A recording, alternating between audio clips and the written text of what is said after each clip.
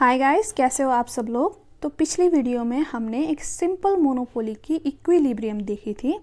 इस वीडियो में हम बात कर रहे हैं equilibrium of a price discriminating monopoly. देखिए, प्राइस डिस्क्रिमिनेशन क्या होता है। When a shopkeeper a supplier charges different price to different customers, है ना। फॉर एग्जाम्पल, मान लीजिए आप किसी शॉप में आप बल्क क्वांटिटीज़ में सामान खरीद रहे हो तो आपको एक डिस्काउंट दिया जाता है। लेकिन अगर आपका फ्रेंड एक ही क्वांटिटी खरीद रहा है तो उसे डिस्काउंट नहीं दिया जाता। तो देखिए, शॉपकीपर वो डिस्क्रिमिनेट कर रहा है ना आप में और आपके फ्रेंड में। आपको कम प्राइस में बेच रहा है, आपके फ्रेंड को ज़्यादा प्राइस में बेच रहा है। So that is price discrimination. अब दूसरा एग्जाम्पल अगर आप लेना चाहो तो सीनियर सिटीजन्स को कहीं जगह पे कम प्राइस चार्ज किया होता है as compare to normal adults, है ना। तो वो भी एक प्राइस डिस्क्रिमिनेशन होता है। तो एक सप्लायर प्राइस डिस्क्रिमिनेशन कर सकता है फॉर वेरियस रीजंस, और एक मेन रीज़न तो वो अपना प्रॉफिट मैक्सिमाइज करने के लिए कर रहा होता है। ठीक है, तो इससे पहले कि अब हम इक्विलिब्रियम के बारे में जानें in price discriminating monopoly, let's look at the conditions for price discrimination. क्योंकि अगर आपको कंडीशंस अच्छे से समझ आ गया तो आपको इक्विलिब्रियम भी समझ आ जाएगा। ठीक है, price discrimination is possible only under the following conditions. Number 1, the seller should have some control over the supply of his products. That is, the firm should have price setting power. यानी कि एक price maker होना चाहिए price discriminate करने के लिए। Perfect competition में price discrimination नहीं हो सकता क्योंकि वो प्राइस टेकर्स होते। ठीक है। Number 2, a seller should be able to divide his market into 2 or more sub-markets. The price elasticity of the product should be different in different sub-markets. तो सब-मार्केट्स को इस हिसाब से डिवाइड करना चाहिए प्राइस इलास्टिसिटी देख के। ठीक है, तो डिफरेंट प्राइस इलास्टिसिटीज़ के अकॉर्डिंग हमें सब-मार्केट बनाना है, हमें सब-मार्केट में डिवाइड करना है अपने मार्केट को। The monopolist fixes a high price for his product for those buyers whose price elasticity of demand for the product is less than 1. देखिए, अगर प्राइस इलास्टिसिटी कम है, अगर प्राइस रिलेटिवली प्राइस इनइलास्टिक है तो शॉपकीपर हायर प्राइस सेट करता है, क्योंकि उसे पता है कि अगर मैं प्राइस इंक्रीज़ भी करूँगा तो मेरी डिमांड में उतना असर नहीं आएगा, इसलिए मैं हाई प्राइस भी चार्ज करूँगा तो उतनी ही क्वांटिटी सेल होगी, तो फ़ायदा तो शॉपकीपर को ही होगा, है ना। तो रिलेटिवली इनइलास्टिक जो डिमांड है वहाँ पे वो हाई प्राइस चार्ज करता है। This implies that when a monopolist charges a higher price from them, they do not significantly reduce their purchase in response to high price. ठीक है। Number 4, it should not be possible for buyers of low price market to resell the products to the buyers of high price market. That is, there must be no arbitrage. तो इसका मतलब है कि आपने तो 2 market में divide कर दिया है ना, एक लो प्राइस एक हाई प्राइस करके। और अगर कोई कस्टमर आपसे लो प्राइस में ख़रीद रहा है और अगर वो आपके ही हाई प्राइस मार्केट में बेच रहा है, फिर तो आप तो उल्लू बन गए, फिर तो कस्टमर वो चालाक निकला, उसे फ़ायदा हुआ, है ना। तो ऐसा नहीं होना चाहिए, वो customer should not be able to resell. ठीक है, so these are the conditions for price discrimination. Thus, we note that a discriminating monopolist charges a higher price in the market which has a relatively inelastic demand. The market which is highly responsive to price changes is charged less. यानी कि जहाँ पे elastic demand है वहाँ पे वो कम price charge करेगा। ठीक है। On the whole, the monopolist benefits from such discrimination. तो ये कंडीशंस आपको समझ आ गया। Now let's look at the equilibrium. ठीक है, आप यहाँ पे देख सकते हैं 2 सब मार्केट में डिवाइड किया गया है टोटल मार्केट को। अब सब मार्केट्स बहुत ज़्यादा हो सकते हैं, 2 से कहीं ज़्यादा भी हो सकते हैं, लेकिन हमारी यहाँ पे अंडरस्टैंडिंग के लिए, टू अंडरस्टैंड द कॉन्सेप्ट, हमने सिर्फ 2 सब मार्केट ए एंड बी पे डिवाइड किया हुआ है। आप देख सकते हो the revenue curves in sub market A are a bit steeper. ये थोड़ा ज़्यादा स्टीप है, यानी कि ये थोड़ा इन इलास्टिक डिमांड है, रिलेटिवली इन इलास्टिक है। और यहाँ पे देखिए सब मार्केट बी पे the revenue curves are a bit flatter, है ना, यहाँ इससे ज़्यादा फ्लैटर है, सब मार्केट ए से ज़्यादा फ्लैटर है, तो ये represents a relatively elastic demand, ठीक है। And the total market, the revenue curves in the total market is the sum of the revenues in the sub market. जैसे कि demand curve of A and demand curve of sub market B would give you the aggregate demand curve.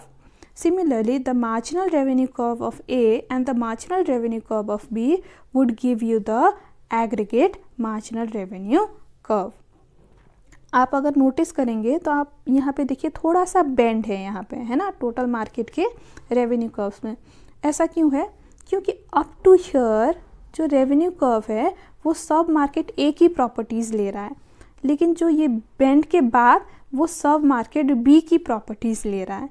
तो ठीक है, इस वजह से आप यहाँ पे थोड़ा सा बेंड नोटिस करोगे। नाउ रेवेन्यू कर्व्स तो आपको पता चल गया।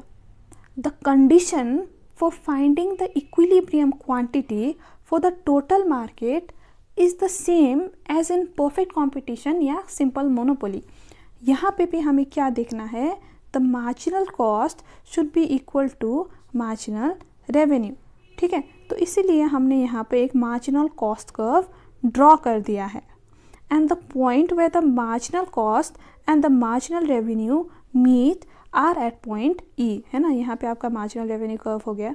So they meet at point E and the quantity equilibrium to that quantity, quantity corresponding to that equilibrium point would give you the equilibrium quantity. तो आपको यहाँ पे equilibrium quantity पता चल गया है, that is your OM। लेकिन अब यहाँ पे challenge क्या है? The challenge is how do you distribute this equilibrium quantity into sub market A and sub market B? The main challenge price discrimination में यही है। तो हम कैसे डिवाइड करें? नाउ द फर्स्ट क्राइटेरिया जो आपको मीट करनी चाहिए तो divide is that the marginal revenue of sub market A should be equal to the marginal revenue of sub market B. देखिए ऐसा क्यों? अगर मान लीजिए अगर marginal revenue sub market B में ज़्यादा है ए से, तो इसका क्या मतलब है? इसका मतलब है सब मार्केट बी में आपको ज़्यादा फ़ायदा हो रहा है, ज़्यादा रेवेन्यूज़ आपको मिल रहा है। तो आप क्या करोगे? आप अपना जो क्वांटिटी है वो यहाँ पे ट्रांसफ़र कर दोगे फ्रॉम ए टू बी। जहाँ पे आपको ज़्यादा फ़ायदा हो रहा है आप वहीं पे क्वांटिटी ट्रांसफ़र करोगे ना। तो ऐसा करते करते you will reach a equilibrium point जहाँ पे आपका marginal revenue A and marginal revenue B बराबर हो जाता है। तो फिर तब आप अपना क्वांटिटी इधर से उधर करना बंद कर देते हो, ठीक है। तो फर्स्ट कंडीशन तो आपका ये रहा कि दोनों की मार्जिनल रेवेन्यू सेम होनी चाहिए। नाउ सेकेंड कंडीशन आपकी क्या होनी चाहिए? These marginal revenues of the two sub-markets should be equal to the marginal cost of the entire market. जो आपका entire output प्रोड्यूस करने का जो marginal cost था वो बराबर होनी चाहिए with the marginal revenues of the two sub-markets. अगर marginal cost बराबर होगा तभी जो आपका ये इक्विलिब्रियम क्वांटिटी है for two sub markets that will be equal to the equilibrium quantity for the whole market. तो this is the main condition for distributing the output. तो अब हमें कंडीशन तो पता चल गया है टू डिस्ट्रीब्यूट, है ना। तो अब हमें क्या करना है? We need to find the marginal cost for the total market. तो आप यहाँ पे देख सकते हैं मार्जिनल कॉस्ट कर्व आपका यहाँ पे है। So the marginal cost of this equilibrium quantity is at point E, है ना। So this is your marginal cost. तो अब हमें यही लाइन मार्जिनल कॉस्ट की लाइन एक्सटेंड करना है ताकि ये दोनों सब मार्केट्स को भी मीट करे। ये जो डॉटेड लाइन है वही एक्सटेंडेड मार्जिनल कॉस्ट लाइन है, ठीक है। अब ये एक्सटेंड करके क्या होगा? सब मार्केट बी में हमें पता चलेगा कि where the marginal revenue of sub market B will meet the marginal cost of the entire output. तो वो meeting point becomes eight E2, है ना, यहाँ पे marginal revenue and marginal cost meet कर रही है. So this becomes your equilibrium point and the quantity corresponding to that point M2 becomes your equilibrium quantity. Similarly, sub-market A में the marginal revenue and marginal cost are meeting at point E1, है ना. Marginal revenue of A and the marginal cost of the entire output is meeting at equilibrium point E1, and the quantity corresponding to that point would give you the equilibrium quantity, है ना. So quantity corresponding to E1. So this is how you distribute your quantities. अब आपको यहाँ पे क्या important point क्या है, OM1 and OM2 would give you OM. ये दोनों ऐड करके आपको OM मिलेगा. It would give you the total output. ठीक है. अब ये तो हो गई इक्विलिब्रियम क्वांटिटी की बात. अब प्राइस कैसे तय करेंगे. देखिए, हमें इक्विलिब्रियम पॉइंट तो पता चल गया. Now we extend the point जब तक ये डिमांड कर्व को मीट नहीं कर जाता, and the point it meets the demand curve, उसी की अक्रॉस जो कॉरिस्पॉन्डिंग जो प्राइस होगी वही आपका इक्विलिब्रियम प्राइस होगा. तो यहाँ पे आपका इक्विलिब्रियम प्राइस हो जाता है P2.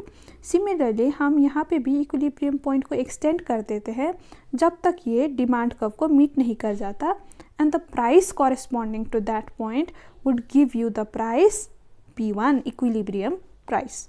तो ऐसे करके हम इक्विलिब्रियम प्राइस और इक्विलिब्रियम क्वांटिटी तय कर सकते हैं. We can find out. ठीक है. Now what do you notice here, in a relatively inelastic market आपका प्राइस थोड़ा ज़्यादा है ना, as compare to sub market B जो रिलेटिवली इलास्टिक है, तो आपका प्राइस थोड़ा कम है ना. देखिए, इसका प्राइस यहाँ पे है P2 और P1 is a little higher than P2. ठीक है.